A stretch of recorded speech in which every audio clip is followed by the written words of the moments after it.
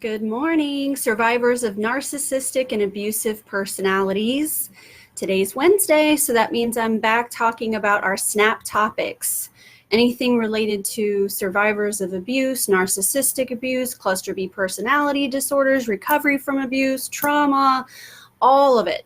That's what we talk about every week. And today we're going to talk about spiritual abuse. Spiritual abuse is something that a lot of us don't even realize is going on when it's happening, but let me just go ahead and define it for you. It's a broad category here, okay? So we're talking about a lot of different things and a lot of different contexts. So those contexts might be within a congregation or a following, a fellowship, a group, right? It can happen within a church, a religious setting, in a group dynamic. It can come at the hands of the group members towards the group leader, which is one of the more rare forms of spiritual abuse. But more than likely, they're leaders of a congregation or of a group or of a following that create a toxic or abusive dynamic and culture within that group. But spiritual abuse can also happen in intimate partner relationships and within families. So we're talking about the grand scale, right? So this could be something to the size of cults, that's sort of a no-brainer. That's obviously a form of spiritual abuse, right? When you have someone who's brainwashing others into a belief system and then holding them mentally captive through coercive control tactics and brainwashing tactics. So, I mean, that's on the grand scale of spiritual abuse having to do with cults or really large groups like that. It can also happen in a religious school or a private school where you have teachers and administrators who have power and control over students, not only in a school setting, but also with that added bonus of context of religion.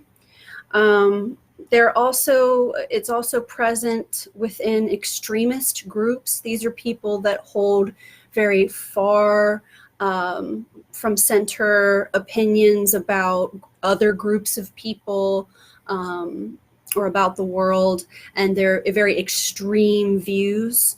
Those groups, like terrorist groups or any kind of extremist groups, will often use some sort of spiritual abuse to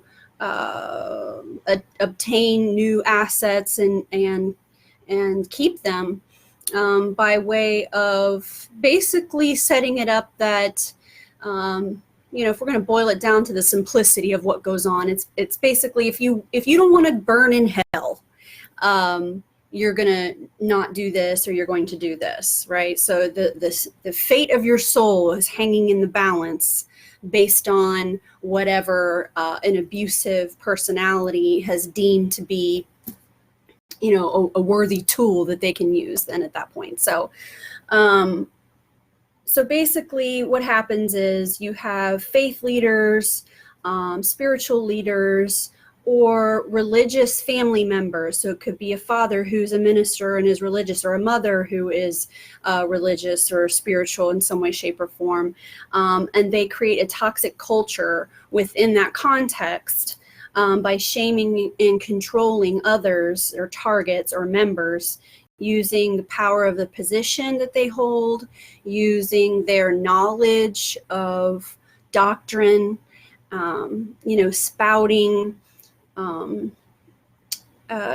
quotes from other spiritual leaders or from the Bible, that they weaponize these things and then use that to support whatever it is that they're trying to achieve through coercive control or brainwashing. Spiritual abuse is also used to control female sexuality. For example, young ladies who are developing into adolescence within religious or extremist settings are made to feel like that their bodies are shameful, or that, getting your period for the first time is, now you're up for grabs for men. if it's that type of a religion where there's like an arranged marriage, at a young age, or those sorts of things. And, women, if they lose their virginity, that's very shameful. If they're sexually assaulted, that's very shameful. The other thing is that is used against women in spiritual and religious settings is the idea that the man is supposed to be the head of the household, and the man is supposed to be like the spiritual pillar. And so therefore, if you disagree with your husband, then you're also sinning against God. So that's a crock of shit. But, when you're hearing those sorts of messages that have to do with keeping people in their place, and making them feel that being a human being is somehow dirty or bad or shameful. So just by being a person and having human experiences like starting your period or having sex or being gay or marrying someone outside of your, religious or racial, status, that's somehow this horrible thing that is going to damn your soul to hell. So, then there are people who actually believe these things and they think that they're doing good, right? But usually if you dig, you find that person is also being controlled by some sort of a spiritual or religious doctrine that they look to and look up to and believe in. So you'll have mothers who think that they're doing best by their children by scaring them and shaming them using religion or spirituality as some sort of tool to frighten them or scare them into straightening up or, behaving how they want them to behave. They use God, they use spirituality, they use those sorts of ideals to make a child feel like that just being them isn't worthy, that being human and being flawed means that you're innately broken and you're dirty. Gosh, that's not a great way to start off life, is it? To think that about yourself. It's kind of bad. So there's shaming and controlling of female sexuality. There's using religion or spirituality to guilt, control, and shame others. A situation might be something like a certain, maybe slightly extreme or some sort of a sect of a religion that the family belongs to, that you have to sort of earn your way into these different levels.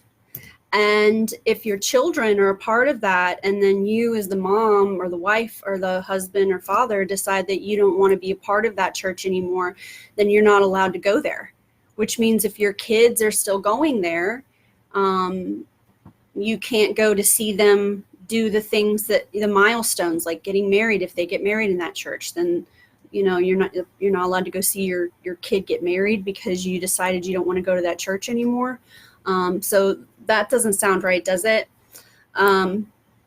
So then we also have where this is used in abusive relationships, where an abuser will have these sort of spiritual awakenings and epiphanies, and to the partner it seems like, wow, they're really deep, and look, they're having this sort of existential crisis, or it's like it's meaningful, and so we will be a lot more malleable when the abuser is also now toting some sort of spiritual or religious offering that we're thinking, oh well, that's a good thing, right?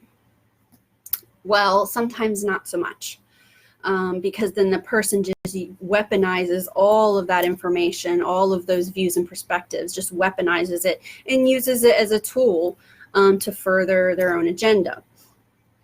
Let's see, what else do I have here? And it doesn't have to be like strict type religious stuff. It could be, your regular like hippie yoga type spiritual leaders as well, gurus, people who they're very magnetic a lot of time. They have charisma, and and I don't know, you're attracted to them and what they have to say. And in the beginning, you feel like that this is someone you can respect and look up to. And then it sort of changes where you do something that goes against whatever their message is. So say, for example, they're vegan and you decided, you know what, I don't want to be vegan anymore. Well, then you're a bad person now, you know? So if that's the kind of thing that's going on where you just can't be you and you can't make changes to your, beliefs or to your opinions on things, you can't decide that you no longer want to be a part of something, because if you do, then that makes you a bad person, or it makes you not a good partner, not a good mother, or not a good member of society even. We have to question and wonder about those things, right? When we're getting those kinds of messages that just being you means that you're going to go to hell, or you're not a good person, or you're not a good partner, you're not a good mom, you're not a good I don't know, you're going to go to hell, all that kind of stuff. People come into therapy a lot of times with those sorts of ideas, sitting down fresh in therapy, and they're really anxious and depressed because they feel like they're this horrible person. And then they tell me these horrible, supposedly horrible things, and they're not horrible. And it's actually a really great person and a great parent. But the messages that they've heard throughout their lives from a church, or from a coach, or from a parent, or from a teacher, or from an intimate partner has stuck. And they themselves have begun to believe those messages, which is, you are less than, you are broken, you are flawed, you are dumb, you're ugly, you're undesirable, you're dirty, you're shameful, you're stupid. Those messages, when someone you respect, okay, here comes the abuse part. So we're talking about spiritual abuse.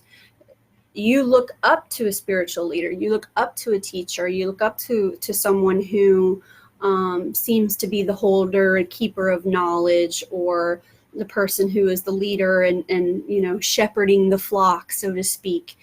And if that person looks at you and says,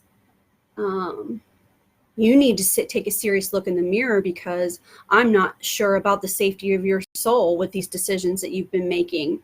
I'm disappointed in you. That's a big one. I'm really disappointed in you.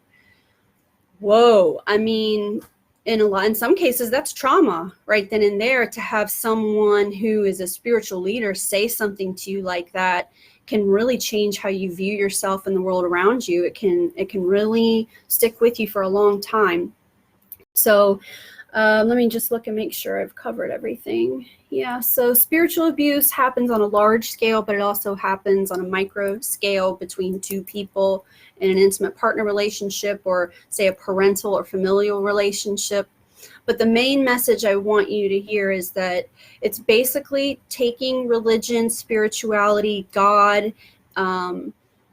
any context or any topic related to those things, and it's an abuser or abusive people taking that, twisting it into a weapon, and then using it to harm, control, shame, coerce, exploit, and frighten the targets, whether the target be a child or a spouse or a team or a congregation.